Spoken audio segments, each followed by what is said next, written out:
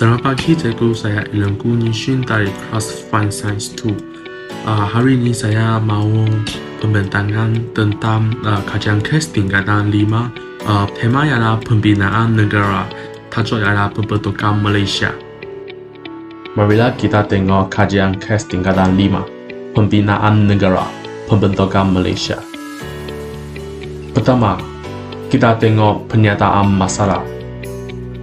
Pernyataan masalah adalah usaha untuk membentuk Persekutuan Malaysia penuh dengan rintangan. Sejauh manakah usaha yang dilakukan sehingga Persekutuan Malaysia berjaya dibentuk pada 16 September 1963? Buktikan pernyataan tersebut. 2. Kita tengok persoalan kecil. Pertama, jelaskan maksud dan idea tentang kekerasan Malaysia. 2. Jelaskan sejarah idea pembentukan Malaysia pada akhir abad ke-19 oleh British dan penduduk tempatan. 3.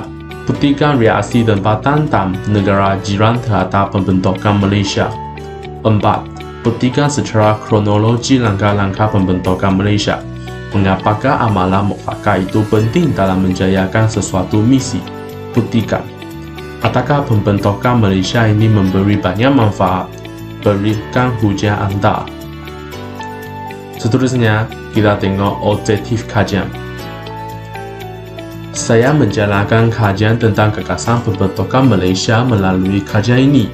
Saya dapat memenuhi objektif berikut. Kajian ini dapat menambah pengetahuan mengenai konsep dan idea kekerasan Malaysia. 2.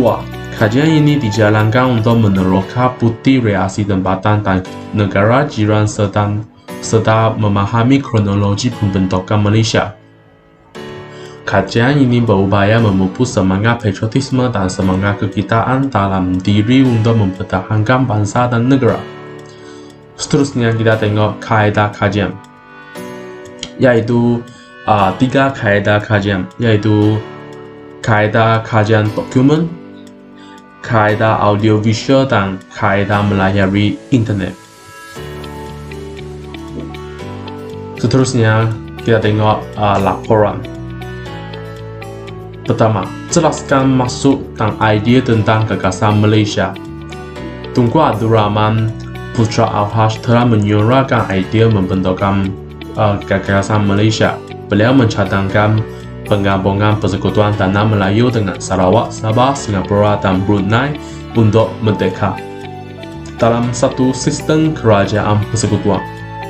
Seterusnya, ada juga idea penyatuan wilayah penguasaan British di Asia Tenggara dalam satu sistem pentadbiran dan ekonomi untuk memudahkan pentadbiran pihak British daripada pihak pengawal British. Seterusnya, jelaskan sejarah idea pembentukan Malaysia pada akhir abad ke-19 oleh British dan penduduk tempatan, yaitu 2 idea, yaitu idea pengawal British dan idea penduduk tempatan. Seterusnya kita tengok buktikan reaksi tempatan dan negara jiran terhadap pembentukan Malaysia, yaitu 6 reaksi, 2 dari tempatan, 3 dari jiran. Reaksi tempatan, kebanyakan parti politik Persekutuan Tanah Melayu menyokong idea ini, tetapi terdapat perbezaan pendapat tentang pelaksanaannya. Reaksi segera yang timbul selepas cadangan pembentukan Malaysia diumumkan adalah ke arah menolak cadangan ini. Reaksi negara jiran adalah pemberontakan dilancarkan apabila Majlis Mesyuarat Undangan Negeri Brunei dan Sultan Brunei menangguhkan keputusan tentang kekerasan Malaysia. Filipina memutuskan hubungan diplomatik dengan Malaysia. Pembentukan Malaysia mengancam idea pembentukan Empire Indonesia Raya. 4.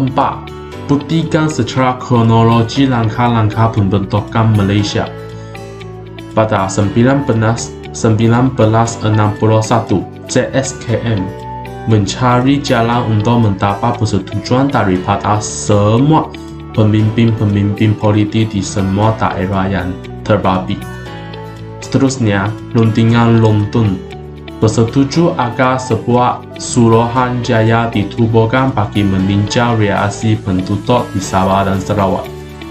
Seterusnya, 1962, Suruhanjaya Kobok untuk mengumpul serta mengenal pasti pendapat rakyat Sabah dan Sarawak berkenaan pembentukan Malaysia. Seterusnya adalah lawatan pemimpin Sarawak dan Sabah ke Persekutuan Tanah Melayu dan referendum Singapura, iaitu untuk mendapatkan pandangan rakyat Singapura berkaitan isu penubuhan Malaysia. Seterusnya adalah JAK. JAK mempunyai 5 jawatan kuasa kecil, iaitu Perlembagaan Kewangan, Perkhidmatan Awam, Organisasi Jambatan serta Perundangan dan Kehakiman. 5. Mengapakah amalan muafakat itu penting dalam menjayakan sesuatu misi? Buktikan semangat muafakat untuk tolong-menolong serta budaya bekerja secara berpasukan memudahkan sasaran dan tujuan diselesaikan, dapat mengurangkan kerana bekerja dalam industri pekerjaan bersendirian adalah lemah dan mempunyai keupayaan yang terhad. Seterusnya, semangat kerja berpasukan dan sekaligus dapat memupuk pengamalan syura dan pembincangan dalam menangani sesuatu tugas. 6. Adakah pendudukan Malaysia ini memberi banyak manfaat memberikan hujah anda? Saya rasa Malaysia muncul sebagai negara yang kaya dengan warisan kebudayaan. Malaysia negara baru yang lebih besar, pemantapan ekonomi negara, pembebasan Sabah dan Sarawak daripada naungan British, manfaat keselamatan dan keamanan negara, mengukuhkan pembantuan rakyat Malaysia. Seterusnya kita tengok rumusan. Kesimpulan, pembentukan gagasan Malaysia telah dapat menyekat perkembangan pengaruh komunis di Tanah Melayu, Singapura, Sabah dan Sarawak. Selain itu, pembentukan gagasan Malaysia juga mempercepatkan kemerdekaan Sabah dan Sarawak. Di samping itu, dapat membantu perkembangan ekonomi di Sabah dan Sarawak. Akhir sekali, yaitu rujukan, yaitu buku Dr. Muhammad bin Samsudin, Dr. Aharuddin bin Muhammad Tali, Rizwan Hasan, Ishak bin Saido 2020, Sejarah Tingkatan 5 Kuala Lumpur Dewan Bahasa dan Pustaka. Kedua adalah apa, yaitu website apa. Seterusnya adalah laman sesawan, yaitu website laman sesawan itu. Ya, itu semua kajian kes saya. Sekian, terima kasih.